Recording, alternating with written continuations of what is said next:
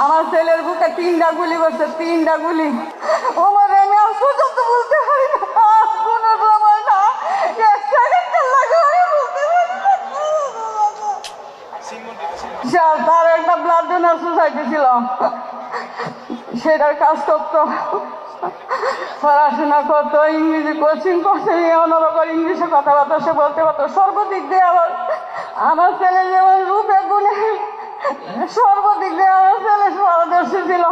আমার সংসারের বড় ছেলে ওমর, আমার বড় ছেলে ওমর আমি পর্যন্ত বলতে পারি না, কোনো সময় না, 1 সেকেন্ড লাগে আমি বলতে পারি না। আমি কি বলবো, আমি কি বলবো, দিন যত যাইতেছে তত আমার যুক্তিতে আমার সরকার সামনে বাসা উঠে।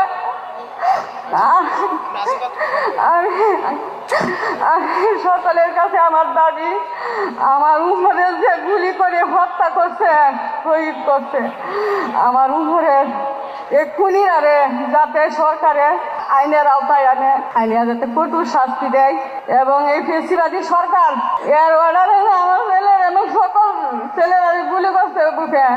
আমার ছেলের বুকে 3টা গুলি করছে, 3টা গুলি। প্রথম একটা গুলি গায়ে আমার ছেলে ধরছে, অন্য ছেলেরা দৌড়ে গেছে, সে পড়ে গেছে, পড়ে যাওয়ার পরে আরো 2টা গুলি করছে আমার সন্তানরা। আমি সহ্য করতে পারি না, আমি রাতে 2টা 3টা পর্যন্ত আমার বাবার এই ছবিটি দেখে রেখে রেখে আমি ঘুমাই। আমি সহ্য করতে পারি না, আমি বিচার চাই, এদেরকে যাতে চরম শিক্ষা দেয় এই সরকার। আমি এই দাবি, আমি সবার সরকারের কাছে আমি এই দাবি চাইতেছি, যাতে ওদের যাতে হয়, আর ওরা যাতে এই বাংলাদেশের মাটিতে আর যাতে এইরকম ধরনের কোনো কাজ না করতে পারে, এই দাবি আমি এই সরকারের কাছে আমি এই দাবি জানাইছি। আমি বেশি কিছু বলতে পারবো না।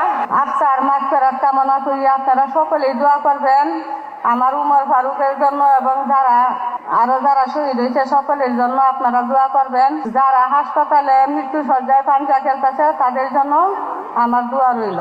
আমার উমর বাড়িতে গেলে আমার পাক করে পর্যন্ত খাওয়াইছে আমার উমরে, আমার সব কাজে আমার উমর সহযোগিতা করতে। আমার এমন একটা কলিজার টুকরা, এমন একটা সোনার রত্ন আমার শেষ করে দিছে, আমার জীবনটাই শেষ করে দিছে, আমার পরিবারটারে ধ্বংস করে দিছে। আমার এই সন্তান যাওয়াতে তার বাবা দিনের মাঝে 2টা 3টা করে প্রেসারের পরীক্ষা। আমার শুধু ছেলে পাগলের মতো। আমার যখন আল্লাহ কিভাবে ধৈর্য শক্তি দিছে আমি এই ঢাকা আসতে পারি। আমার সন্তানে আমার জন্য সবসময় আমার সহযোগিতা করতো, এখনো মনে হয় আমার সহযোগিতা হ্যাঁ করতেছে। তা না হলে আমি তার কার্যক্রম করতে পারতাম না। তার বাবা তো পারে না, তার বাবা তো 3টা করে আমাদের প্রেসারের পরীক্ষা, দিনে 3টা করে।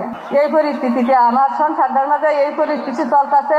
আমার উমর মরাতে আমি খুব ক্ষতিগ্রস্ত হয়ে গেছি, আমার স্বপ্ন শেষ হয়ে গেছে, আমার ভবিষ্যৎ শেষ হয়ে গেছে, আমার সব শেষ হয়ে গেছে।